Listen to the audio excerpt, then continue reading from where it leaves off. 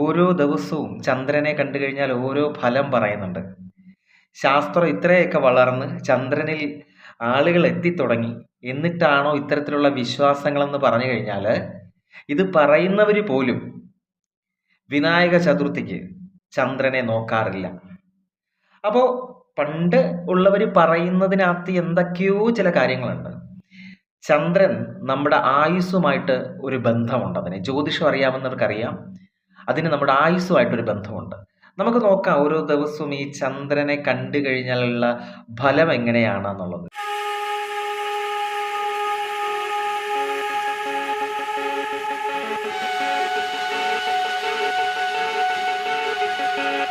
നമസ്തേ, രുദ്രധാരയുടെ ഏറ്റവും പുതിയൊരു അധ്യായത്തിലേക്ക് സ്വാഗതം. നമ്മളിന്ന് പറയുന്നത് ചന്ദ്രനെ കണ്ടു കഴിഞ്ഞാൽ എന്താണ് ഫലം എന്നുള്ളതാണ്. ഈ ചന്ദ്രനും നമ്മുടെ ആയുസ്സുമായിട്ട് ഒരു ചെറിയ റിലേഷൻ ഉണ്ട്, ഒരു ബന്ധമുണ്ട്.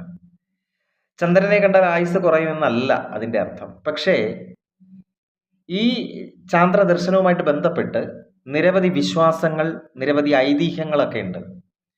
അതിൽ ഒന്ന്, ഓരോ ദിവസവും ആഴ്ചയിൽ ഞായർ മുതൽ ശനി വരെ ഓരോ ദിവസവും കണ്ടാൽ ക്രമേണ സംഭവിക്കുന്ന കാര്യങ്ങളെക്കുറിച്ച് വളരെ വ്യക്തമായിട്ട് പറയപ്പെടുന്നുണ്ട്. പ്രത്യേകിച്ച് പഞ്ചാംഗത്തിലൊക്കെ ഇതിനെപ്പറ്റി പറയുന്നുണ്ട്, ചാന്ദ്ര ദർശനത്തെക്കുറിച്ച്. ഓരോ ദിവസവും എന്താണ് ഫലം എന്നത്.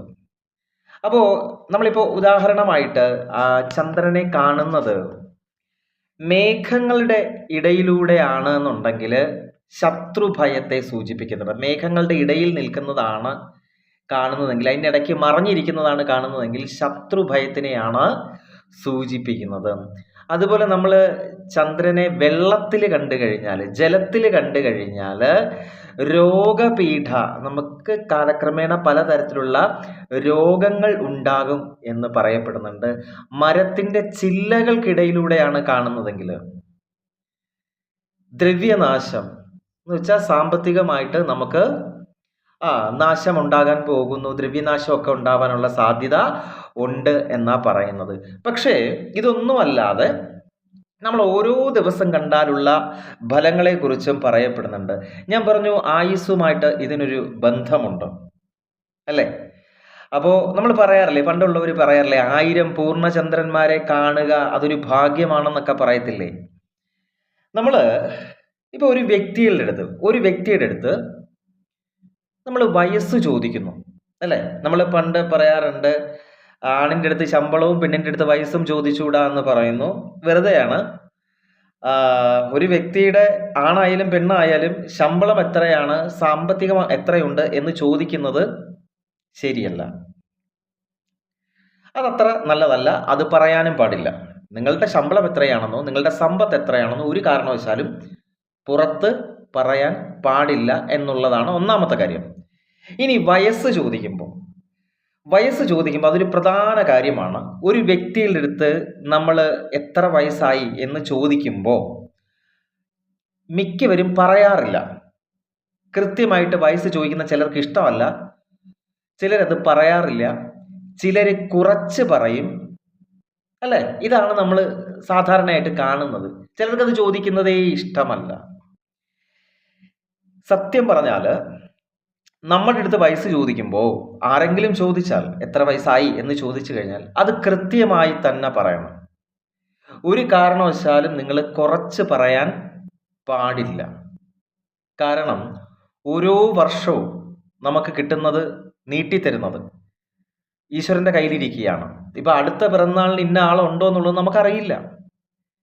അപ്പോൾ അതുകൊണ്ട് ഒരു കാരണവശാലും വയസ്സ് കുറച്ച് പറയരുത്. പിന്നെ നമ്മുടെ ക്യാരക്ടറിൻ്റെ ഭാഗം കൂടിയാണത്. ഒരു വ്യക്തിയുടെ അപകർഷതാബോധം അതുകൂടിയുണ്ട് ഇതിൻ്റെ പിന്നിൽ. പിന്നെ ചിലരെന്താണ്, എന്നെക്കുറിച്ച് കൂടുതൽ മനസ്സിലാക്കാൻ പാടില്ല നിങ്ങൾ, എനിക്ക് ഇത്ര വയസ്സുണ്ടെന്ന് വിചാരിക്കുമ്പോൾ നിങ്ങൾ എന്താണ് എന്നെപ്പറ്റി വിചാരിക്കുന്നത്? ക്യാരക്ടർ ഇല്ലായ്മയാണോ?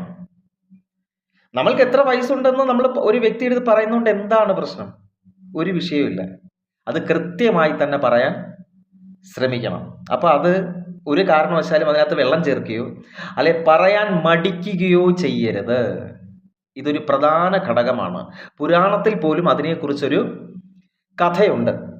അതുകൊണ്ട് വയസ്സ് ചോദിച്ചു കഴിഞ്ഞാൽ അത് കൃത്യമായിട്ട് അങ്ങ് ആണായാലും പെണ്ണായാലും കൃത്യമായിട്ട് സത്യസന്ധമായിട്ട് അതങ്ങ് പറയുക എന്നുള്ളത് ഒരു വ്യക്തിയുടെ മാന്യതയാണ്. ആ വ്യക്തിക്ക് ക്യാരക്ടർ ഉണ്ട് എന്നതിൻ്റെ ഏറ്റവും വലിയ തെളിവാണത്. പിന്നെ എല്ലാവരും അങ്ങനെയൊന്നും ചോദിക്കാറില്ല. ചോദിച്ചാൽ പറയണം. ഞാൻ പറഞ്ഞല്ലോ, ഓരോ ദിവസവും അമേലിയിരിക്കുന്ന ആളുടെ കയ്യിലിരിക്കുക. അപ്പോൾ ഇത് പറയുമ്പോൾ ചിലർ പറയും, പെട്ടെന്ന് അങ്ങ് പോയാൽ മതിയെന്ന്. ഇവിടെ ആരും പെട്ടെന്ന് പോകാനൊന്നും ആഗ്രഹിക്കുന്നില്ല. സാഹചര്യങ്ങൾ കൊണ്ട് ആരെങ്കിലും ഒക്കെ ഇവിടുന്ന് പോകുന്നെങ്കിലേ ഉള്ളൂ. അല്ലാതെ എല്ലാവരും ഇവിടെ എന്ത് ചെയ്യുക, മാക്സിമം ജീവിച്ചിരിക്കാനാണ് ശ്രമിക്കുന്നത്, അല്ലേ?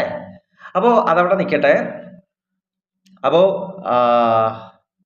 നമ്മൾ ഓരോ ദിവസവും കണ്ടു കഴിഞ്ഞാലുള്ള ഫലത്തിനെ പറ്റി പറയാം. ആദ്യം തന്നെ ഞായറാഴ്ചയാണ് കാണുന്നതെങ്കിൽ സുഖ സൗകര്യങ്ങൾ ക്രമേണ വർദ്ധിക്കും. ജീവിതത്തിൽ സുഖ സൗകര്യങ്ങൾ ക്രമേണ വർദ്ധിക്കും. തിങ്കളാഴ്ച കണ്ടു കഴിഞ്ഞാൽ ജളത്വം, അറിയാലോ എന്തുവെന്ന് പറഞ്ഞു തരേണ്ട കാര്യമില്ല.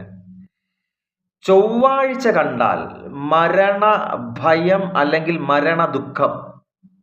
അതായത് നമുക്ക് വേണ്ടപ്പെട്ടവരാരോ മരിക്കാൻ പോകുന്നു, അത് കണ്ട്, അല്ലെങ്കിൽ നമുക്കറിയാവുന്ന ഒരു വ്യക്തി, നമുക്ക് വിഷമം ഉണ്ടാവുന്ന തരത്തിൽ ഉള്ള ഒരു മരണം. ആ വ്യക്തിയുടെ മരണമല്ലേ ഞാൻ പറഞ്ഞത്. അയാളുമായിട്ട് ബന്ധമുള്ളതായിരിക്കാം, സുഹൃത്തുക്കളായിരിക്കാം, നാട്ടുകാരായി ആരെങ്കിലും ആയിരിക്കാം, മേ ബി അറിയാവുന്ന ഒരാളായിരിക്കാം. അതാണ് ഈ പറയുന്ന ചൊവ്വാഴ്ച കണ്ടു കഴിഞ്ഞാലുള്ള കാര്യം. ബുധനാഴ്ചയാണ് കാണുന്നതെങ്കിൽ ഭയമാണ് പറയുന്നത്. ഭയം. ഒരു കാര്യവും ഇല്ലാതിരുന്ന് പേടിക്കും. ചുമ്മാ എന്തെങ്കിലുമൊക്കെ ഇങ്ങനെ ആലോചിച്ചിരുന്ന് ചുമ്മാ നമ്മളിങ്ങനെ പേടിച്ചുകൊണ്ടേയിരിക്കും. ഇനി പറയാൻ പോകുന്നതാണ് വ്യാഴം. വ്യാഴാഴ്ച കാണുന്നത് ധനലാഭത്തെ സൂചിപ്പിക്കുന്നു. ഇനി എല്ലാ വ്യാഴാഴ്ച നമ്മൾ ഇറങ്ങി മേലോട്ട് നോക്കി നിൽക്കും, അല്ലേ?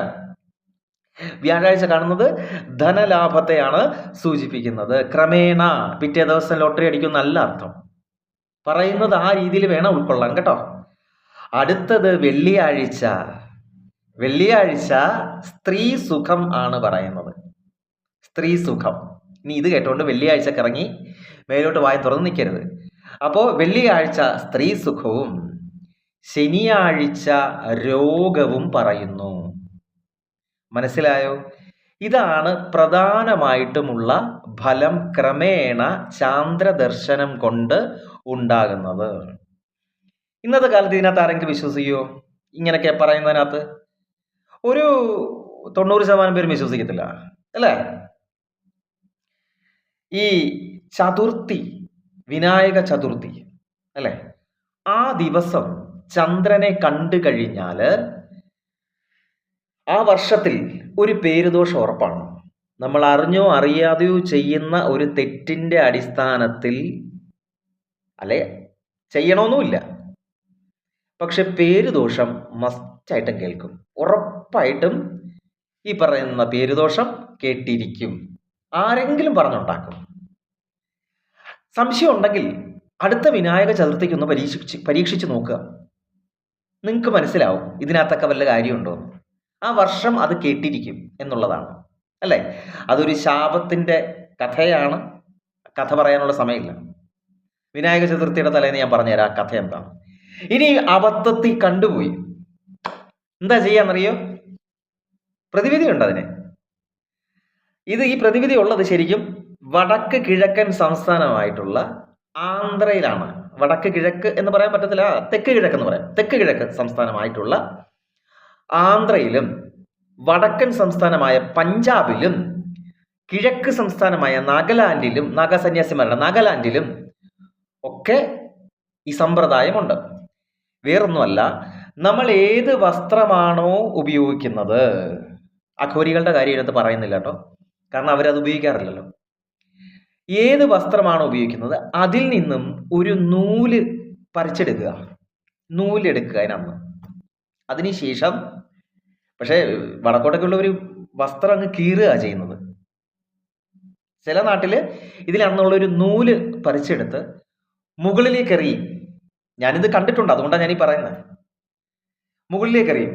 എന്നിട്ട് ചന്ദ്രനെ നോക്കിയിട്ട് ഗണപതിയുടെ സ്തുതി പാടും. ഗണപതിയുടെ സ്തോത്രമോ അല്ലെങ്കിൽ ഗണപതിയുടെ ഇപ്പം സർവവിഘ്നഹരം ദൈവം, സർവവിഘ്ന വിവർജിതം, സർവസിദ്ധി പ്രദാതാരം, വന്ദേഹം ഗണനായകം എന്ന് പറയുന്ന ഒരു സ്തുതി ഉണ്ട് അല്ലേ?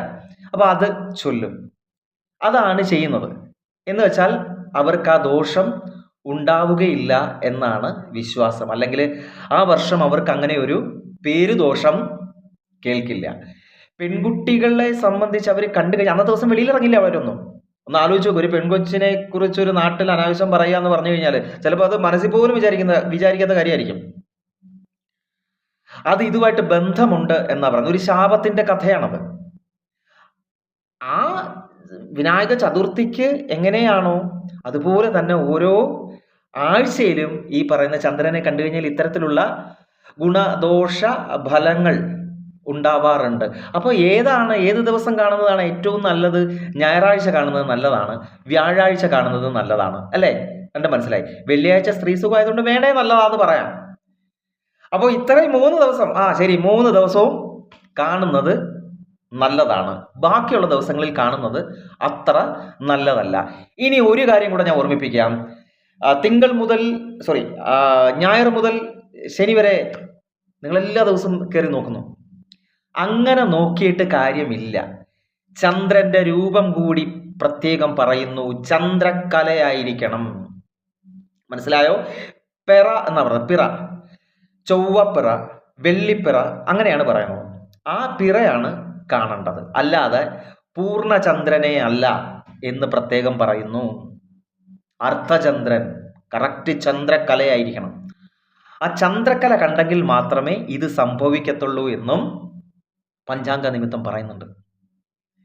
അപ്പൊ ഇതിനകത്ത് എന്തെങ്കിലും സത്യമുണ്ടോ എന്ന് അറിയാൻ നാളെ മുതൽ ശ്രമിച്ചോളൂ. എനിക്ക് തോന്നുന്നു ഈ വെള്ളിയും ശനിയും അമാവാസിയാണ്. അമാവാസി കഴിഞ്ഞിട്ട് വരുമ്പോൾ ഇനിയിപ്പോൾ ചന്ദ്രക്കലയാണല്ലോ, ഇനിയിപ്പോൾ അടുത്ത ആഴ്ചയിലോട്ട് വരുമ്പോൾ ഒന്ന് ശ്രമിച്ചു നോക്ക്. ഞാൻ ഈ പറഞ്ഞതിനകത്ത് എന്തെങ്കിലും തെറ്റോ കാര്യങ്ങളോ ഉണ്ടോ എന്നുള്ളത്, അല്ലെങ്കിൽ പണ്ടുള്ളവർ ഈ എഴുതി വെച്ചതിനകത്ത് എന്തെങ്കിലും മിസ്റ്റേക്ക് ഉണ്ടോ എന്ന് നമുക്കൊന്ന് പരീക്ഷിച്ച് നോക്കാം.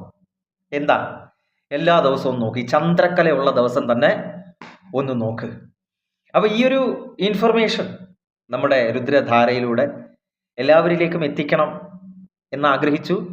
അപ്പൊ അതാണ് ചാന്ദ്രദർശനം, ചന്ദ്രനെ കണ്ടാലുള്ള ഫലം എന്താകുന്നു അല്ലേ? അപ്പൊ മനസ്സിലായി. മരത്തിന്റെ ഇടയ്ക്കൂടെ കാണാൻ പാടില്ല ദ്രവ്യനാശം, വെള്ളത്തിൽ കാണാൻ പാടില്ല രോഗം അല്ലേ?